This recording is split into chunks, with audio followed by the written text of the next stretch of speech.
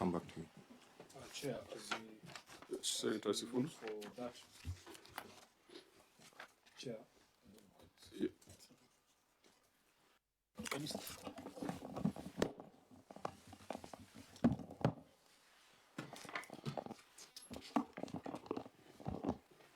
Chair, there's provisions in the Public Finance Management Act on how you assess the need for intervention in accordance with Article 225, which is a stoppage of funds.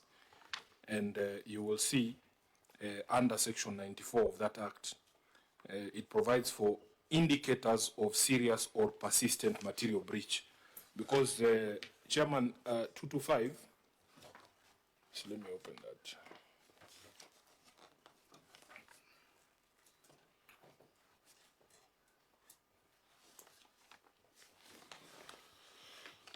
Yes, Article 225, Sub-Article 3 provides for instances where a cabinet secretary responsible for finance may stop transfer of funds to a public entity. And at 2253A, it says only for a serious material breach or persistent material breaches of the measures established under that regulation. So if you come to how you determine the serious or persistent material breaches, Article Section 94, 1 from A to B, C, and D. You will see there at D, the following factors, singly or in combination, may further indicate that a state organ or public entity is in serious material breach or persistent material breach of the measures established under this Act. Number 1, the controller of budget has raised material issues in the quarterly report. The Auditor General has withheld an opinion or issued a disclaimer due to inadequacies in financial statement or the state organ or public entity, or has issued an opinion which identifies a serious financial problem in the state organ or public entity. So, Mr. Chairman, first of all, Which could be adverse. Yes, this is adverse. 3 financial years of adverse opinions, in my view, is an indicator of serious or persistent material breaches. Then, Mr. Chairman, if you go to, I think it is Section 96.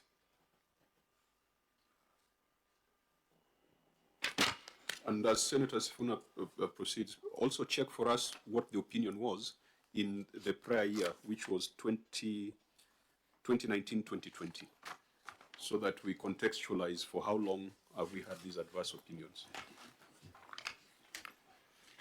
Yes. So, Chairman, there's a procedure under 96 for stoppage of funds process in county government. It says 96(1), where the Cabinet Secretary finds a state organ, which is a county government entity, to be in serious or persistent material breach of its obligations or financial commitments, the Cabinet Secretary shall, in accordance with Article 225 of the Constitution, immediately stop the transfer of funds. So I believe in this particular case, there are serious or persistent material breaches of the responsibilities of the county government of Nairobi.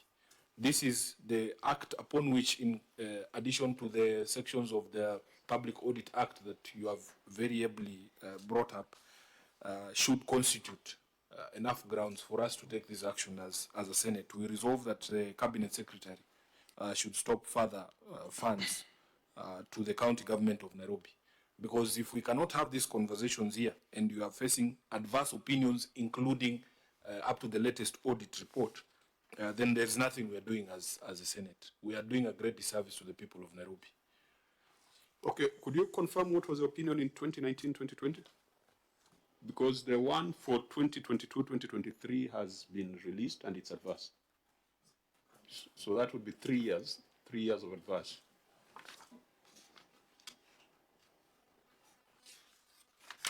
As I check that, Jackson? Did you get the yes, sir.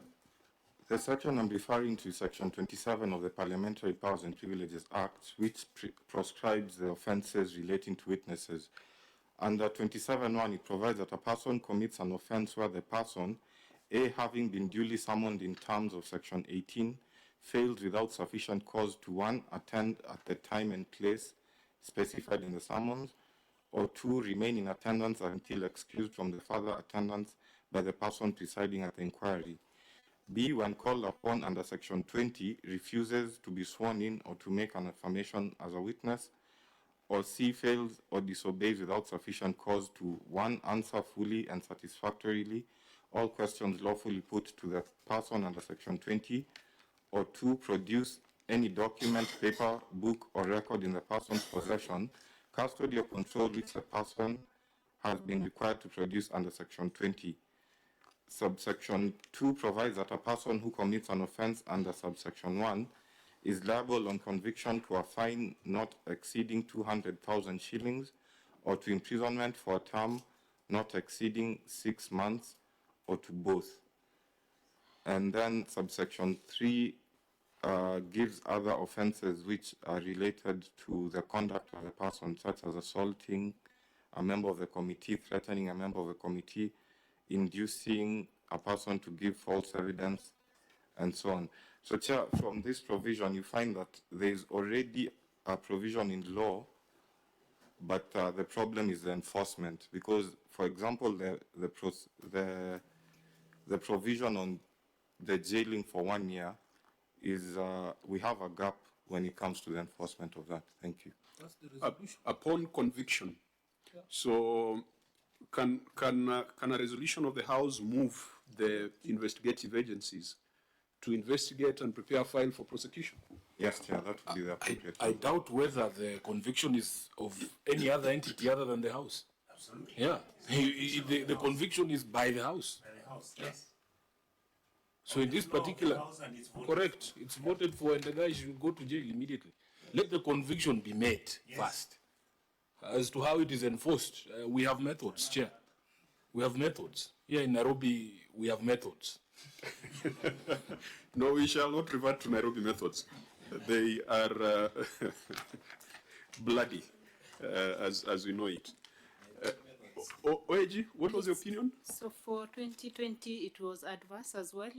Then 2019, yes, 2019, 2020, it was adverse. 2018, 2019, it was qualified. So, if a county gets 4 adverse opinions in a row, is it that a persistent material breach of the PFM? Yes. It's a serious and persistent material breach. And that should then allow us to move. If I ask Audit Act also, if consecutive of 4 advance, what is the reaction on the Audit Act also? Auditor? Is there some actions in there?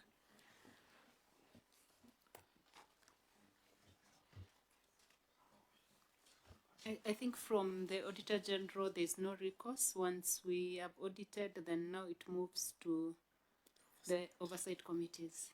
Thank you. Because from the auditors, now we move to Article 225. Because they've done their report persistently, it's been adverse. The power to deal with those kind of scenarios are in Article 225 of the Constitution. So, members, we probably might need to agree on a way forward. And one, we have said that the EACC, CEO and chair, should appear before this committee to explain the reasons why we no longer have an officer from that entity, and yet they are the implementing agency that facilitates our work. There are a lot of cases where we have given directions that investigation should be conducted and files should be sent to DPP if illegalities are detected. We need to get a report.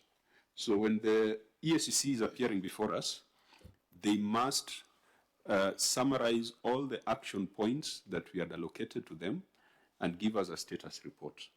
There are areas where we had called for special audit, for example, in Vihiga County Assembly, and several other cases. So the EACC should be called for that conversation.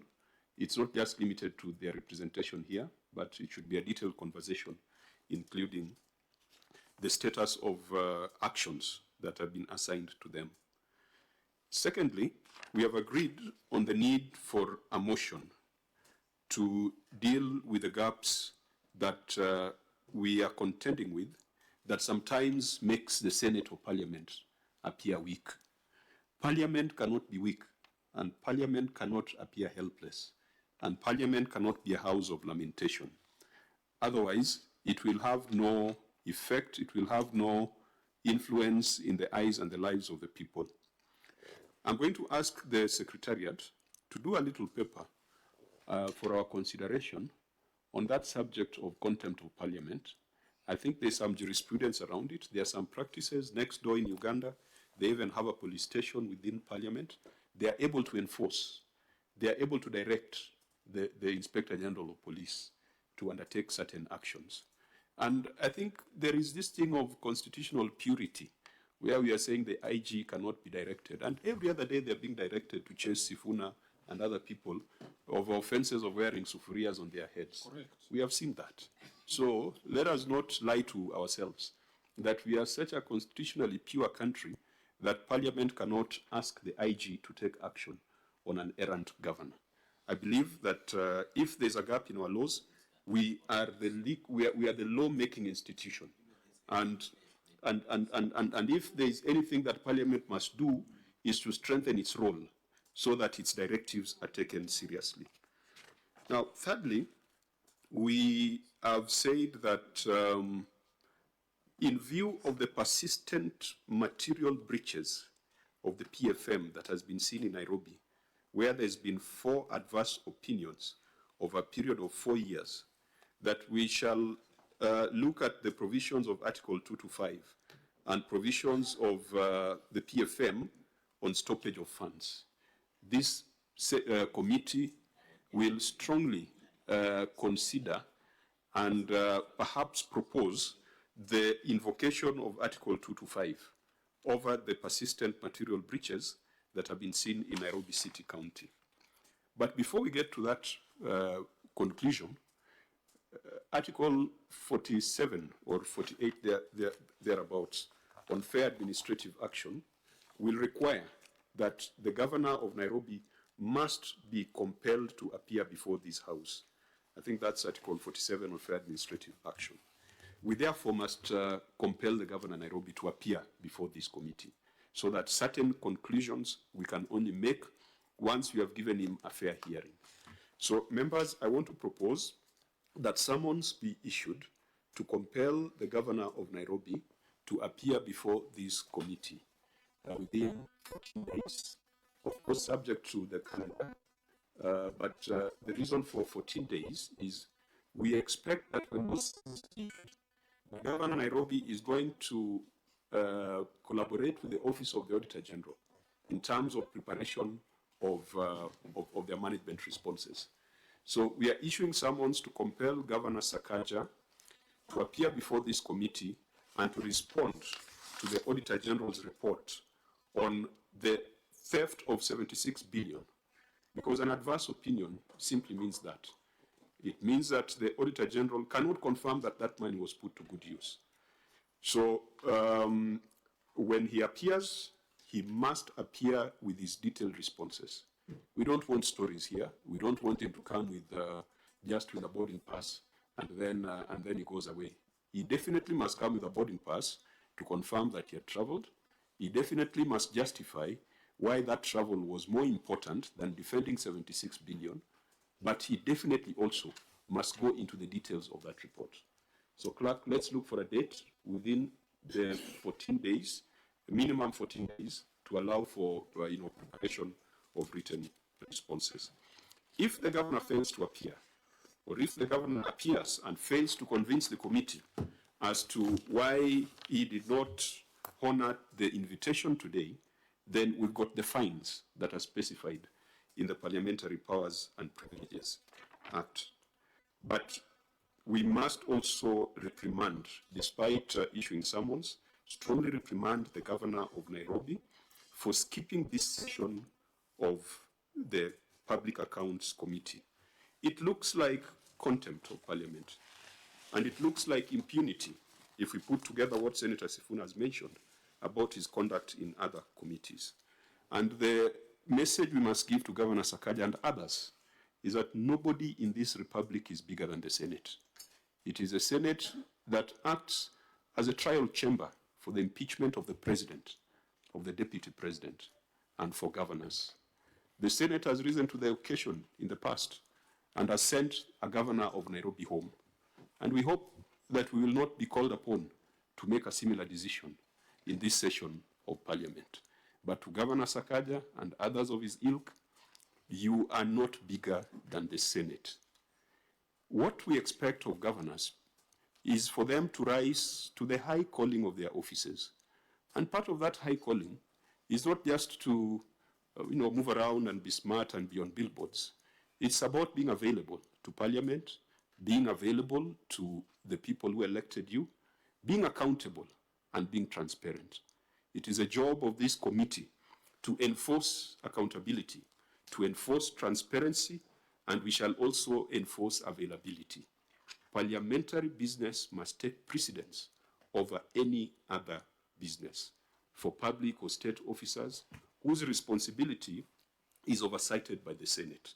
And that applies to cabinet secretaries, it applies to governors, it applies to any other person. So with that, we probably come to the conclusion that Governor Sakaja has been summoned and he must appear before this committee. He must first explain his absence today and thereafter explain how 76 billion was utilized. At the end of that conversation, we shall take a view on whether to move the cabinet secretary to stop funds as per Article 225 of the Constitution. But in the interim, we want the EACC to start processing the issues raised by the Auditor General that relate to violation of the Public Audit Act and relate to violation of the PFM Act. There are very clear violations in these reports, some of which do not even need a resolution of Parliament, because it's not the job of Parliament to launder or to whitewash ills. If it's wrong, it's wrong. If documents were not provided during audit, and yet that is a requirement of the Public Audit Act, it does not matter what Parliament says. So I think that brings us to our conclusion. And I hope that Governor Sakaja will present himself in the 14 days as per the summons that will be issued. Senator Onyonka. Chair, before you make your ruling conclusive, I just wanted to add that one of the issues that I read somewhere, and I could forward that to you, is that Nairobi County Government, I'm sure Honorable Sifuna is aware, has actually been having issues with the payroll where more than 20 billion shillings has been paid irregularly to some people who are getting salaries paid into same accounts with same numbers and all that stuff. So this is really, really rotten to the core.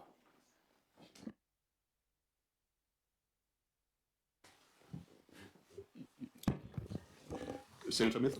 Maybe, Chair, without being preemptive, so that we don't find ourselves in the same situation that we are in today, because I know tomorrow part of our meeting is a meeting with the Cabinet Secretary for Public Service and Performance, and then the Council of Governors. I would want them to know from the Secretariat whether there is any communication on whether Governor Sakaja will be back by tomorrow, because I know that he's the one that chairs the Labour Committee in the Council of Governors.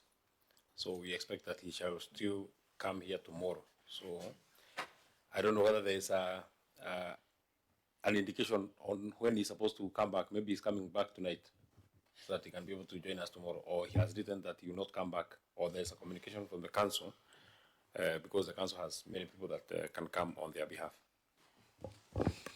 Yes, Chair. The information we have through the letter that was written by the County Secretary indicates that Governor Sakaja is away today.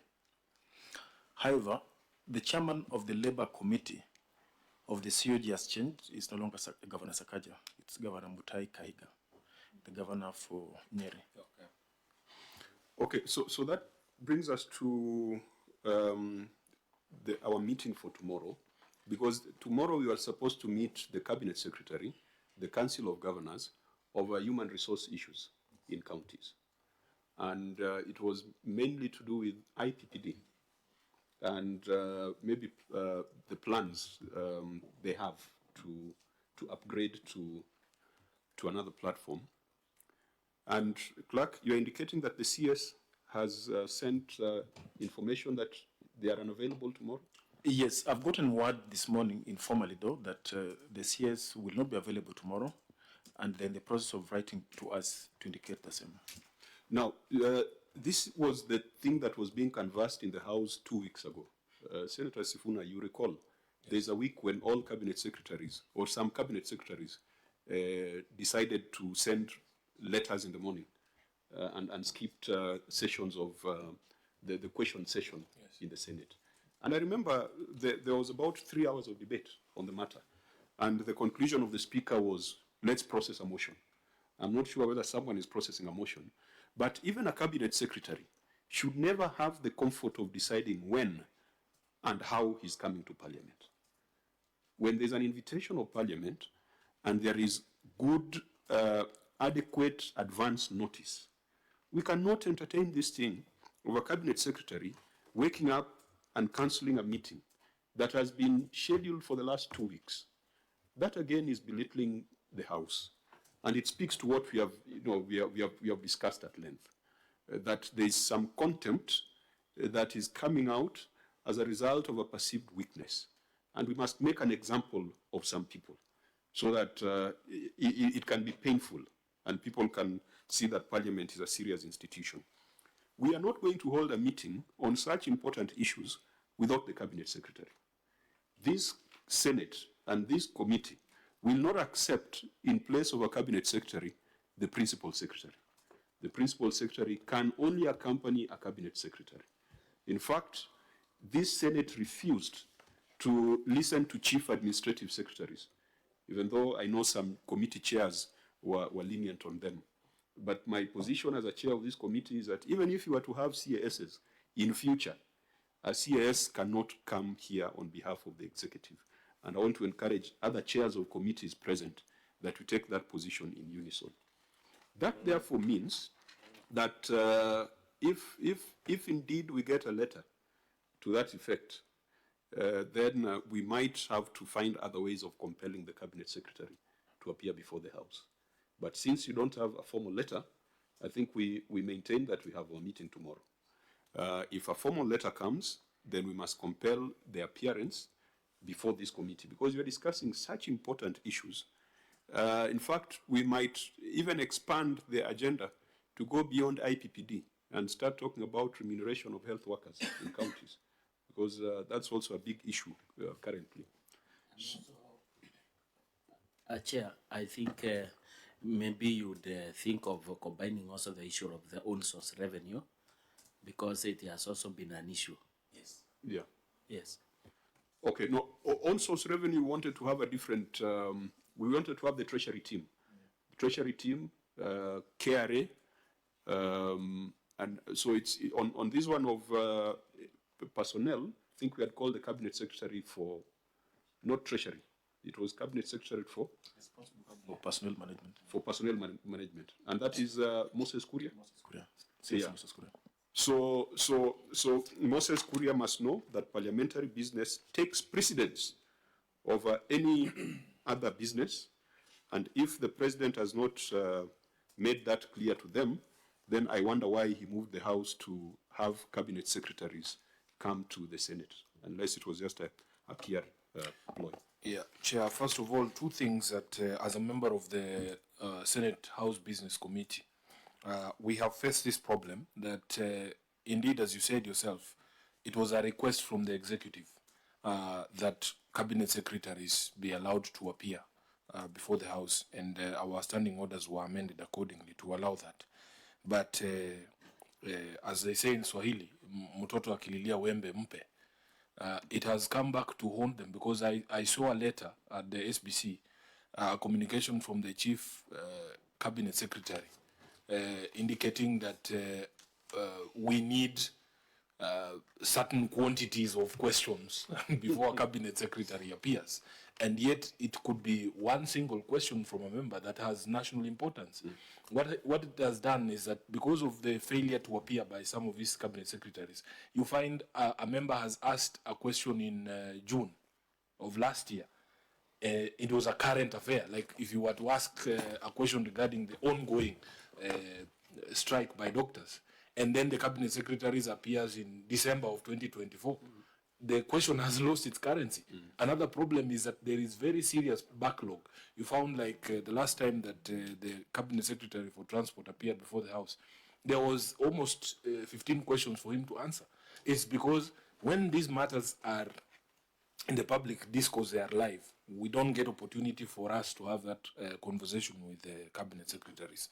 So for me, really, there is a broader conversation on how seriously people are taking Parliament and parliamentary business, and the retinue of excuses. If you see the range of excuses that are given, why somebody has not appeared. Look at the letter, for instance, that is before you. All they do is to tell you casually that I have traveled. They don't indicate how long they are going to travel. When they say reschedule to another date, you don't know their travel itinerary. It would be polite for somebody to say, I'll be back in the country on such and such a date. But they don't even bother so that they can guide the committee on when to schedule these meetings. So when Senator Matthew is asking, is he available tomorrow? Nobody knows. The letter doesn't say I'll be away from the country from this date to this date. All they do is to just casually tell you that they have traveled without even the courtesy of telling you even the destination. The committee might actually be also traveling to that same country. It is possible we can decide, oh, you are in Dubai. Okay, we are also coming there tomorrow. Can we have this conversation there? They don't tell you, you know.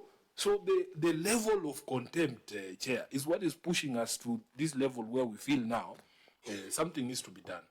And I agree with that direction that we cannot take any other person in place of the minister responsible or the governor responsible. Yeah, you know, if someone said, I'm a Muslim, I'm going to Mecca for pilgrimage, it makes sense. Senator Methu, are you aware whether Governor Sakaja has gone to Mecca? Maybe not, and his prayers will not be heard. Okay, I think then we'll need to bring this meeting to a close. It's quite a sad turn of events to have members travel from the counties at a time when we're on recess to be here on a Monday to do business, and then nothing happens. But we are dedicated and committed to doing that which our people elected us to do, and we shall do it. We shall do it. For Nairobi, just as I conclude, let us also think of doing visits to some of the projects that have been flagged by the Auditor General. Correct. You know, we can't be calling the governor from across the road, and then we look at paperwork, and we'll come here trying to be cleverer than everybody, and not visit the projects. So maybe after the appearance, after those 14 days, we must also schedule a day or two where the Senate goes out to verify, accompanied by the Auditor General and the governor also being present to look at those projects. Because if they come and tell us that some projects that have been listed here have been completed, we must go there and confirm that those projects work. That's when the work of the Senate will be felt. Chair, I thank you for that direction because, and one of the things that I wanted us to change in the manner in which we conduct those visits is that there is usually what the Senate calls a courtesy call to the office of the governor. Chairman, I want to dissuade you, please, when the committee goes to the ground, we should not extend those courtesies to the governor, because my experience with the health committee last time is that the governor ensured that the meeting with him took the longest time possible so that the committee had no time to visit the projects. We were scheduled to visit all the county health facilities. We ended up only doing 2. And Chair, as he's holding you up there, he has sent his team on the ground. They are cleaning the city mortuary so that you don't see what the problem is there. But when you arrive, you will still be confronted with the problems, you know. So in my view, because if you look at the 2023 Auditor General's report, there is a schedule of almost 100 stalled projects in Nairobi. If it is not roads, it is hospitals, it's all sorts of constructions that are stalled. It's sports facilities and so on and so forth. So, Chair, I would very much welcome that visit of the Public Accounts Committee to Nairobi. But scrap off this thing of first going to the governor's office. In fact, for him, he should just be seeing us here in the committee room.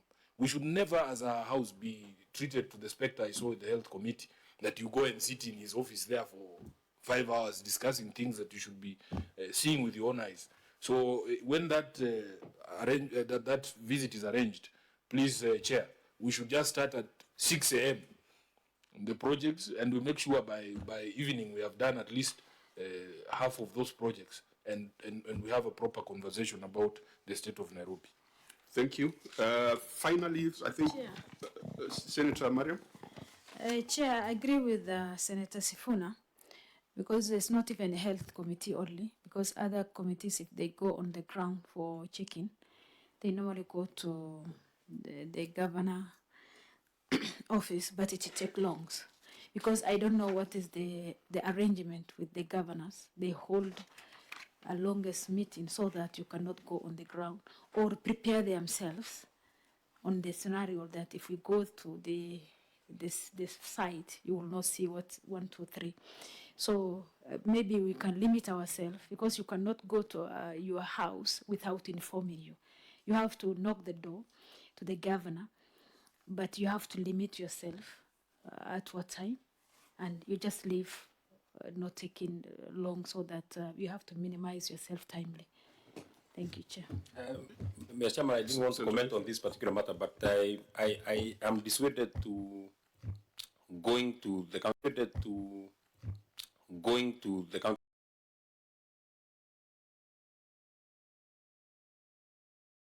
I mean, we are going there for oversight. And whether the governor is present or not, we are with the Office of the Auditor General. We just want to go and confirm that what the Auditor General has found is the situation on the ground. Because in most cases, we find ourselves, Honorable Chair, the Auditor General says that a project is incomplete. In the response of the county government, they say that a project is complete. So the reason why we are going there as a committee is to affirm which position of the two is the correct position. So there is no point of really doing courtesy to the governor. We are going to Mihango Dispensary. Just tell the governor that we'll be at Mihango Dispensary at 10 in the morning. If he is available, he will be able to join us. If he is not available, we are there with the Auditor General and we shall make our findings. So that we are able to be prudent on time. And Honorable Chair, I think that must extend not only to Nairobi County, it must extend to most of our counties, that we can make time. I feel that we do justice to this process of oversight when we visit the real projects on the ground. I felt, in my opinion, like we did so well when we were in Turkana, to go and see those very, very high-consuming projects. We saw them, we saw what the progress is.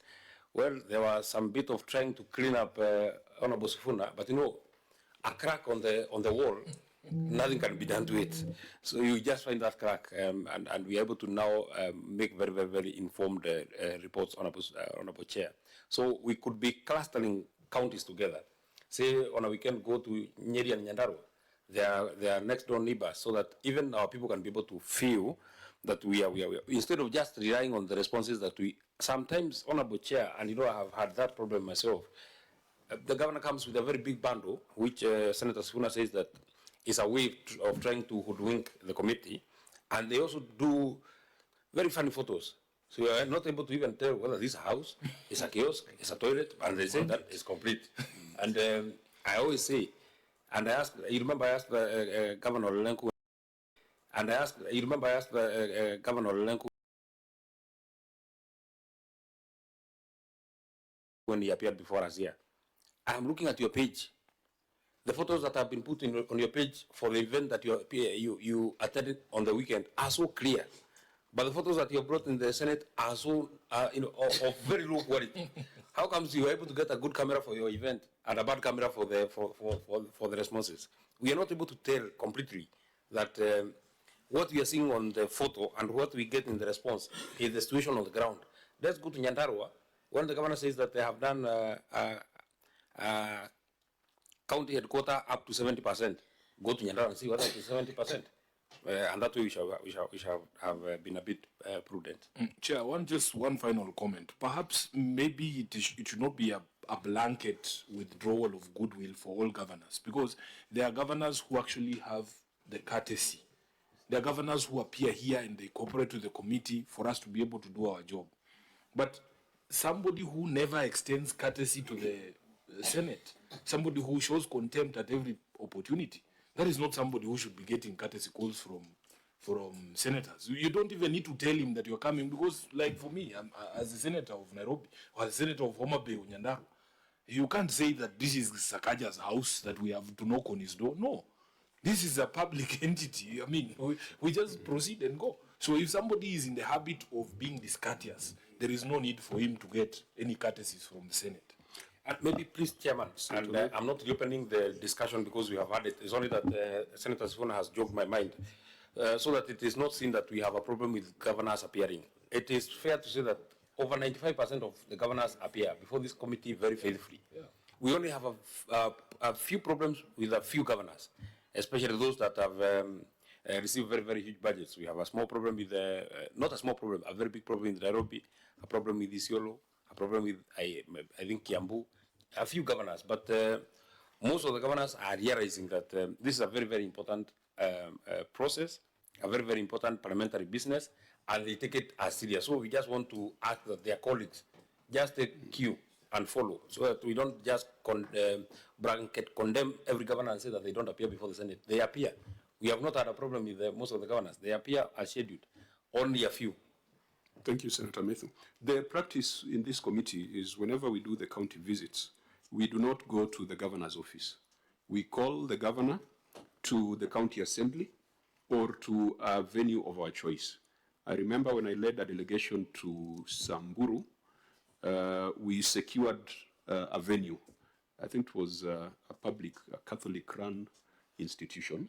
So the governor met us there before we went to do the site visits. Yeah. So that has always been the practice, that because it's a person you are coming to oversight.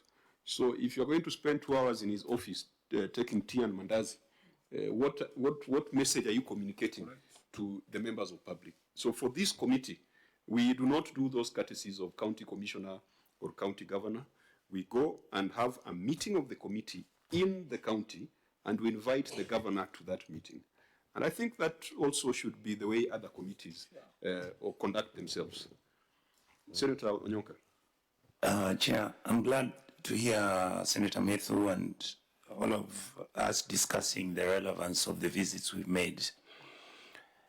To be sincere with you, Chair, some of our sittings, I think we can do them in some of the counties. Yep. Because the exercise we're conducting, I would like to call it more like a quasi-financial legal outfit. But there is a political angle to it. When the public sees us responding and discussing these critical issues at their county headquarters, it has a different significance than when we are in Nairobi. I think it would help our committee, and indeed all the committees, that we get out of Nairobi and just go out and check out on what these people are doing. Thank you. And maybe it should be customary that counties that are neighboring, Kiambu, Machakos, Kajiado, counties that are neighboring Nairobi, there is no great expense in driving to the county assembly, holding our meetings there, and then doing site visits. So I guess that was the spirit even when we started this session. We just need to give effect to it. So George, when we are looking at the schedule, let's also build in some time that we can utilize for those county visits. What if we take the direction option? My opinion is we visit counties which have advanced reports so that we can do it on their ground. Yes. Yeah, we can prioritize that. Yes. I think Methu is the one who talked of cluster, so clustering. It makes it easy for the OAG because the OAG also operates in certain clusters. So we pick a cluster at the north, a cluster in western, a cluster at the coast.